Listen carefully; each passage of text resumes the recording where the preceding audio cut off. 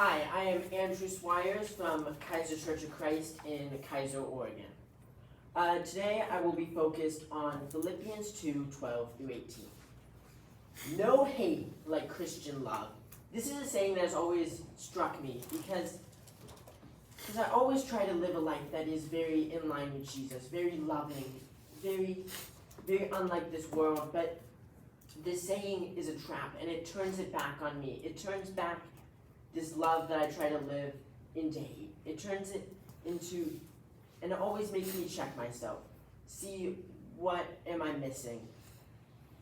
And what I'm missing is I need to do more than just speak good. I need to also live good. I need to do more than just say that, tell people what to do, tell people how to live. I need to also live it, especially with humility. I need to live out this gift of salvation, as Paul says in here.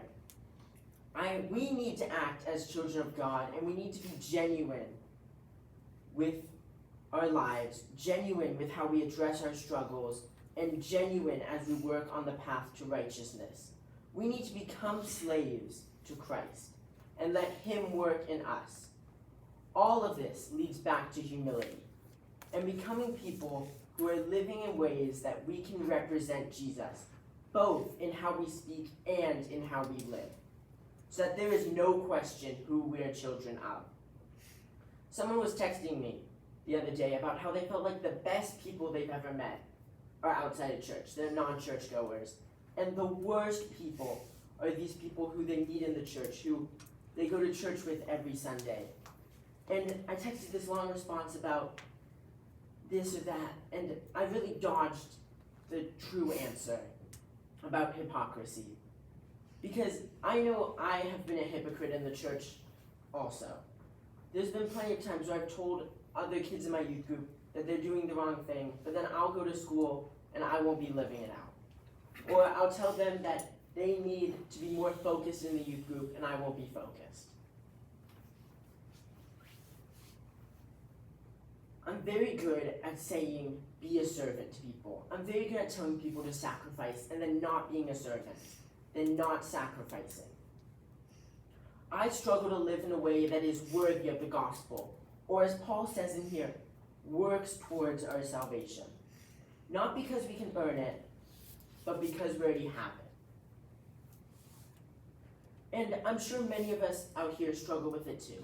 We struggle with this hypocrisy. We struggle with not living out our salvation. My life, I want to only point people to Jesus. I don't want them to see any of me. And this all comes back to this humility. I'm sure many of us have struggled with this, where we put ourselves first. And again, I try my best, but it's so hard. Similar struggles were happening here in the church of Philippi with these two women, Euodia and Syntyche.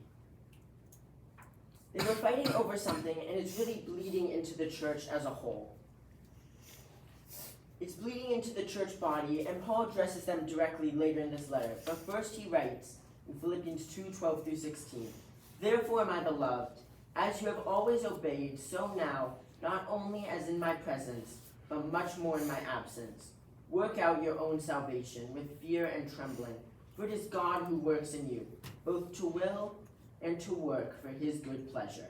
Do all things without grumbling or disputing, that you may be blameless and innocent children of God, without blemish in the midst of a crooked and twisted generation, among whom you shine as lights in the world, holding fast to the word of life, so that the day of Christ I may be proud that I did not run in vain or labor in vain, even if I am to be poured out as a drink offering upon the sacrificial offering of your faith.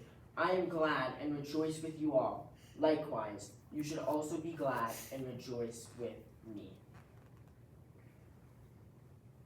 This comes right after Paul gives this long speech about Christ's humility, and he retells the gospel in this beautiful way that is focused on Christ and His humility.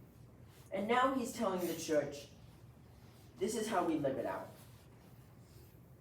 We need to in response to Christ's humility, in response to Christ's sacrifice, in response to his resurrection and our newfound salvation, we have to now act as children of God and live for him.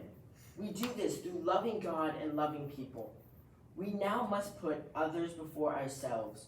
We must put on Christ's humility. Now, as Paul is writing to the church in Philippi, he makes it clear that the church in Philippi has been faithful before.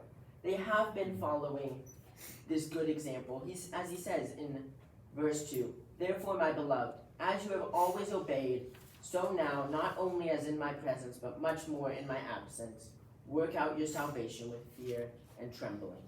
So this church has been doing the right things, but now they need to get back on track.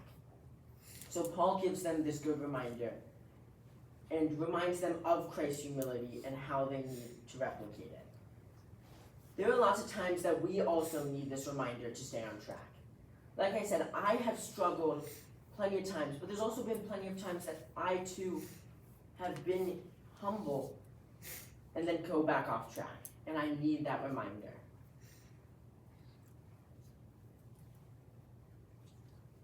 We need to make our lives glorify God. And Paul goes into how to do this in verses 14 and 15, where he says, "Do all things without grumbling or disputing, that you may be blameless and innocent children of God, without blemish in the midst of a crooked and twisted generation, among whom you shine as lights in the world."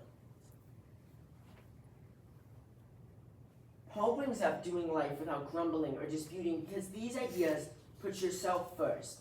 Grumbling and disputing grow straight out of selfishness. And selfishness can hurt the church, and it can hurt the unity and the body of Christ. You cannot only think about yourself or how a situation affects you. We must put others before ourselves. We are called to be of one mind and of one body, and if you are too focused on yourself, then we cannot be of one mind. When he tells us that we should not grumble and should not dispute, so that we can be called blameless and unlike this generation, people will say no hate like Christian love. But Paul calls us to live in a way that is humble and shines in this world. We will face criticism in this life, but we don't win by winning the argument. We don't win by making ourselves larger. We win by living lives of servitude, of humility, and lives that reflect Jesus and the salvation that we have in him. People may still reject the gospel. People may still reject Jesus, but don't let it be because we misrepresented Christ's love and humility. Now, as we go out into the world, we need to show God's love through humility. You are a new creation, a child of God, and Paul calls the church in Philippi to act and shine as a light in this world. We must act contrary to the world and take on Christ's humility. Finally, our characters shape our credibility.